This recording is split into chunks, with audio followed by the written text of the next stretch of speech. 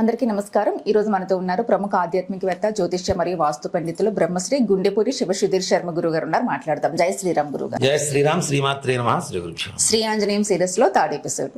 కొంతమంది పిల్లలు అసలు చురుకుదనమే ఉండదు గురువు గారు, యాక్టివ్ గా ఉండరు, తెలివితేటలు ఉండదు, ఇంట్లో అసలు అల్లరి కూడా ఉండదు, మరీ ఇంకా యాక్టివ్ లేకుండా మరీ సైలెంట్ గా ఉంటూ ఉంటారు. వాళ్ళలో కొంచెం యాక్టివ్నెస్ కావాలంటే ఎలాంటి పరిహారాలు ఉంటాయి? అసలు ఉంటాయి ఎలాంటి యాక్టివ్ కూడా పరిహారాలు పిల్లలు యాక్టివ్ చేయడానికి? తప్పనిసరిగా ఇప్పుడు యాక్టివ్నెస్ అనేది ఒకటి.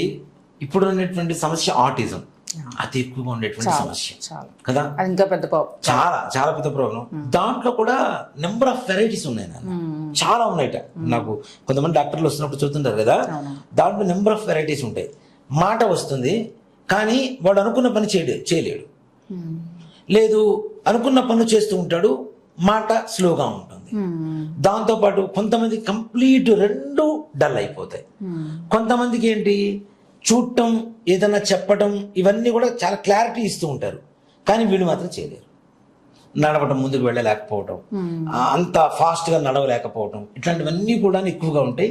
ఇది కూడా అంటే మెంటల్లీ ఫిజికల్లీ రెండు రకాలుగా ఉంటున్నారు పిల్లలు. ఇక్కడ ఫిజికల్ గా ఇదిగా ఉన్నా మెంటల్ గా డౌన్ అయిపోతే కష్టం. ఫిట్నెస్ ఉన్నా, అలాగే మెంటల్ గా ఫిట్నెస్ ఉన్నా ఫిజికల్ గా ఫిట్నెస్ లేకపోయినా కష్టమే. ఇప్పుడు సన్నగా ఉన్నవాడు కొన్ని పనులు మాత్రమే చేయగలుగుతాడు, అన్ని పనులు చేయలేడు. అవునా? ఫిజికల్ గా ఫిట్నెస్ ఉండాలి, మెంటల్ గా ఫిట్నెస్ ఉండాలి తప్పనిసరిగా. అందులో పిల్లల్లో చురుకుదనం లేకపోతే అంత పెద్దగా చూడబుద్ధి కాదు. మాట చెప్పాలంటే యాక్టివ్ గా ఉండకపోతే, యాక్టివ్ ఇప్పుడు కొంతమందికి హైపర్ యాక్టివ్ అయిపోతుంది, అది కష్టం. అది మరీ కష్టం అయిపోతుంది. కొంతమంది పిల్లలకు అసలు ఏమీ ఉండనటువంటి పరిస్థితి. నా దగ్గరకు వస్తుంటానన్న, తల్లి కూర్చొని అమ్మ డేట్ ఆఫ్ బర్త్ చెప్పాను, మీ వారి డేట్ ఆఫ్ బర్త్ చెప్పండి అమ్మా అనగానే పిల్లలు చెబుతుంటారు. గట్టిగా 6 ఏళ్ళు ఉంటాయి పిల్లలకి, వాళ్ళు చెబుతుంటారు. ఈమె మాత్రం తరగొక్కుంటుంటుంది, వాళ్ళు టక్కని చెప్పేస్తున్నారు.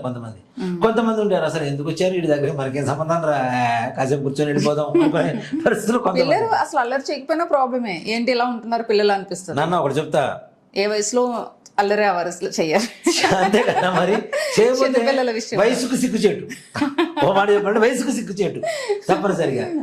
త్యాగరాజస్వామి వారు ఇంట్లో పుట్టిన తర్వాతట ఆయన ఏడవడం లేదు. ఇప్పుడు పిల్లవాడు పుట్టగానే ఏడవాలి, వాడు ఏడవకపోతే ఏం చేస్తాం, మనం ఏడవాలి, అంతే కదా. పిల్లవాడు ఏడవకపోతే తల్లిదండ్రులు ఏడవాలి చివరి పరిస్థితి. ఆయన ఏడవట్లేదుట. ఎందుకు ఏడవట్లేదు అంటే, ఆయనకు ముఖ్యంగా వారం రోజుల తర్వాత ఎవరో ఒక హరిదాసు అటు పోతూ రామనామ కీర్తన చేస్తుంటే టక్కన ఉలికిపడి లేచి ఏడ్చాట. అంటే అంతవరకు వాడికి కావాల్సిన ఆహారం ఏంటి, రామనామం. ఆ రామనామం వినపడకపోవటం వల్ల పిల్లవాడు యాక్టివ్ వల్ల. అట్లానే పిల్లలు మనం ఎక్కడైతే యాక్టివ్ గా ఉండరో అక్కడ తల్లిదండ్రుల్లో ఒక స్తబ్దత కూడా వచ్చేస్తుంది. అందరూ బయట పిల్లలందరూ ఆడుకుంటున్నారు, నా పిల్లలు ఎందుకు ఇలా ఉంటున్నారు, నిజంగా ఎవరికైనా బాధేస్తుంది కదా నాన్న. ఇలాంటి వాటికి ముఖ్యంగా కుజ శుక్ర గ్రహాలు కారకమవుతాయి. ఆటిజం కావచ్చు, హైపర్ యాక్టివ్ కావచ్చు, అట్లాగే ఈ మానసికమైనటువంటి ఎదుగుదల, వయసు పెరుగుతుంది, వాళ్ళ పని వాళ్ళు చూసుకుంటారు. ఇక్కడ మిగిలిన యాక్టివిటీస్ కొన్ని బాగుంటాయి నాన్న, కొన్ని అసలు ఏ రకమైనటువంటి యాక్టివిటీస్ ఉండవు. ఇవన్నీ కూడాను కుజ శుక్ర గ్రహాల ప్రభావం వల్ల తప్పనిసరి కలుగుతుంటుంది. ఇది ఇందాక మనం ఎప్పుడు చెప్పుకున్నట్టుగా కుజ శుక్ర గ్రహాల కాంబినేషన్ ఏదైతే ఉంటుందో కొన్ని విధాలుగా బాగుంటుంది, కొన్ని అతి ఎక్కువ విధాలుగా చెడు చేస్తూ ఉంటుంది. రెండు విషయాల్లో మాత్రం మంచి చేస్తుంది నాన్న. ఏంటి, ఒకటి ఆ కుటుంబంలో మెడిసిన్ చదివేటువంటి ఒక స్టూడెంట్ ఉంటాడు, గ్యారంటీ డాక్టర్. దాంతో పాటు కొన్ని స్థిరాస్తిపరమైనటువంటి యోగాలు కలుగుతూ ఉంటాయి. భూగృహ యోగాలు ఉంటాయి కదా, అవి బహుసంఖ్యలో కలగడానికి అవకాశం ఉంటాయి. ఈ రెండు తప్పించి మిగిలినవన్నీ కూడా నష్టాలు. మిగిలినవన్నీ కూడా తప్పనిసరిగా నష్టాలు. చాలా విషయాలు ఉంటాయి మరి. మిగిలినంత డాక్టర్ చదివినంత మాత్రం హ్యాపీగా ఉండాలని గ్యారంటీ లేదుగా. పీజీ చేసినంత మాత్రం డాక్టర్లో కూడా పీజీ చేసినంత మాత్రం హ్యాపీగా ఉండాలని లేదుగా. అయ్యేదాకా ఆ స్థాయికి వెళ్ళడానికి ఎంతమంది వస్తున్నారు ఇప్పుడు మన దగ్గర డాక్టర్లు, ఎంత పెద్ద డాక్టర్లు వస్తున్నారు జ్యోతిష్యం దీనికోసం తెలుసుకోవడం కోసం. మరి వాళ్ళకి ప్రాబ్లమ్స్ ఉంటున్నాయి కదా.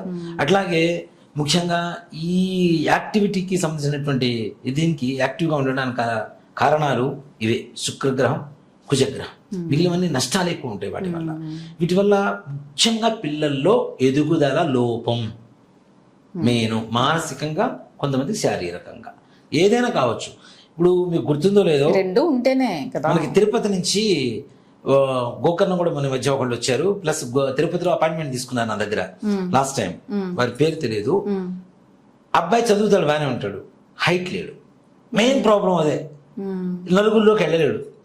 అంటే మనం గొప్ప చెప్పడం కాదు నాన్న, కొన్ని పరిహారాలు చెప్పాను. ఆ పిల్లవాడు మనం వచ్చాడు, గోకర్ణ వచ్చాడు, చెప్పారు మీరు గోకర్ణ హైట్ ఎదిగాడు, హైట్ వచ్చాడు. వాళ్ళ అమ్మగారే చెబుతున్నారు, వచ్చాడయ్యా, హైట్ వచ్చాడయ్యా, బాగానే ఉన్నాడయ్యా, పర్లేదయ్యా. అంటే ఇక్కడ ప్రతిదానికి ఒక సొల్యూషన్ ఉన్నట్టే కదా లెక్క, అవునా? అది జెన్యున్ లోపం ఉండొచ్చు, కానీ వాళ్ళ నాన్నగారు మంచి హైటే, వాళ్ళ అమ్మగారు హైటే. ఆ పిల్లవాడికి ఏంటి, గ్రహస్థితేగా కాన్ఫిడెంట్ ఎంత లో అయిపోతుంది. నలుగురు ఇక్కడ వెళ్ళలేడు, ఇక్కడికి చదువుకోగలిగినటువంటి వ్యక్తి, నలుగురిలో మాట్లాడలేడు. ఉంది కదా సమాజం ఇప్పుడు, ఫ్రెండ్స్ తో మాట్లాడలేడు, ఫ్రెండ్స్ లేరు, వీడు ఒక్కడే ఉంటాడు. అలాంటి పరిస్థితుల్లో కూడా గ్రహస్థితి ద్వారా సొల్యూషన్ చెప్పుకోవచ్చు. దాంతో పాటు ఆంజనేయ స్వామి వారిని మనం ఆరాధించిన తప్పనిసరిగా ఈ యొక్క పరిహారం చేసుకుంటే మనం చెప్పబోయే శ్లోకమే పెద్ద ఇదేం లేదు నాన్న, చిన్న శ్లోకమే, అందరికీ తెలిసిన శ్లోకమే. అమ్మో ఈ శ్లోకం ఇంతటి శక్తి ఉంటుందా, అసలు దీనికి వాడొచ్చా అనేటువంటి ఆలోచన కూడా తెలియకుండానే ఎవరో ఒకరు పారాయణ చేస్తూనే ఉంటారు ఇలాంటి శ్లోకాన్ని. అంత గొప్ప శ్లోకం ఆంజనేయ స్వామి వారి శ్లోకాలన్నీ అలానే ఉంటాయి. అవును, ఫిజికల్ గా మెంటల్ గా స్ట్రెంత్ తీసుకొచ్చేటువంటి శ్లోకాలే ఉంటాయి. ఎక్కడైనా ధైర్యం తత్వమే కనిపిస్తుంది అంతే. ఎక్కడ భయం ఉంటుందో అక్కడ ఆంజనేయ స్వామి వారు ఉంటే నిర్భయమే. ఎక్కడ ఆంజనేయ స్వామి వారు ఉంటారు అక్కడ భయం ఉండదు, దాంట్లో అనుమానమే లేదు. భయం ఉండదు, ప్రమాదం ఉండదు. అంత గొప్ప శ్లోకం, చిన్న శ్లోకమేనా, దాంట్లోనే వాయువేగం మనకు అర్థమైపోతుంటుంది. మనోజవం మారుత తుల్య వేగం, జితేంద్రియం బుద్ధిపాతాం వరిష్టం, వాతాత్మజం వానరయూధముఖ్యం, శ్రీరామదూతం శిరసా నమామి. ఇంతే శ్లోకం. వాయువేగంగా మన మానసిక శారీరక స్థితి పెరగాలి అంటే ఈ శ్లోకం పిల్లలకి వినిపించడమా, పిల్లలతో చదివించడమా. మనోజవం మారుతి తుల్య వేగం, జితేంద్రియం బుద్ధివాతాం వరిష్టం. బుద్ధి మారుత తుల్య వేగం ఎట్లా అంటే వాయువు కంటే ఫాస్ట్గా వెళ్ళిపోతాడు ఆయన. బుద్ధివాతాం వరిష్టం, వాతాత్మజం వానరయూధముఖ్యం, శ్రీరామదూతం శిరసా నమామి. ఈ శ్లోకాన్ని పిల్లలకి ఎవరికైతే ఆటిజం ఉంటుందో, లేదంటే స్లోగా ఉంటారో, ఫిజికల్గా కూడా ఎవరైతే ఎదగట్లేదో అలాంటి పిల్లలతో చదివించిన, రాయించిన, పలికించిన, మనం వినిపించిన కనీసం వాళ్ళకి తప్పనిసరిగా ఆంజనేయ స్వామి వారి అనుగ్రహంతో పరిపూర్ణమైనటువంటి పరిపక్వత చెందుతారని చెప్పడంలో ఏమాత్రం అనుమానం లేదు. ఈ ధ్యాన శ్లోకాలు అనుకుంటాం కానీ నాన్న, ఆంజనేయ స్వామి వారి నామస్మరణతోనే అతి బలవంతుడు కదా ఆయన. మనకు ఉండేటువంటి సమస్యని పరిష్కారం చేసుకోవచ్చు. ఈ శ్లోకాన్ని తప్పనిసరిగా ఇప్పుడు అర్థం కూడా మీకు అర్థమై ఉండాలి. మనం వివరించి విడివిడిగా అక్షరాన్ని మన పదాన్ని విభజన చేస్తున్నప్పుడు దాని అర్థం వస్తుంది.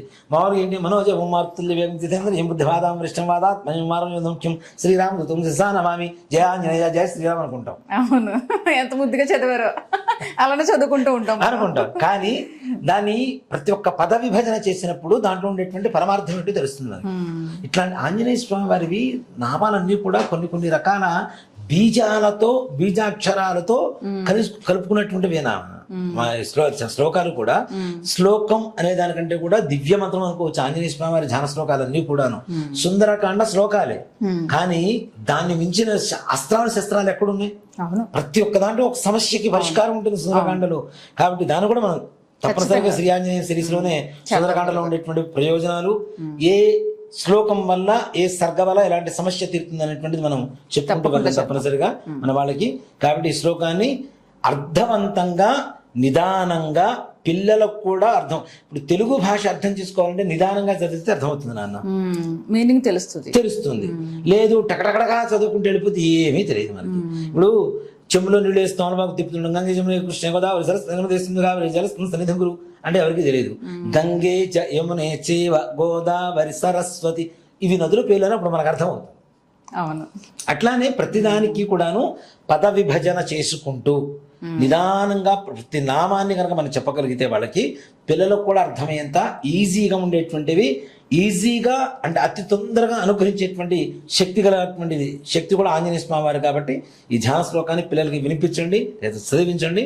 తప్పనిసరిగా మీ పిల్లలు కూడా ఆంజనేయ స్వామి వారి లాగా బుద్ధివాతామరిష్టమై చక్కగా శ్రేయస్సును పొందుతారు. మంచి మంచి పరిహారాలు చెప్తున్నారు గురుగారు, శ్లోకాలు చెప్తున్నారు, దానికి అర్థం చెప్తున్నారు. ఆంజనేయ స్వామి వారి తత్వం ఉంది, ఎన్ని రకాలుగా ప్రయోజనంగా చెప్తున్నారు, అందరికీ ఉపయోగపడేటట్టు. అంతే కదా నాన్న. జై శ్రీరామ్. జయ శ్రీరామ్. శ్రీమాత్రే నమః. శ్రీ గురుభ్యో నమః.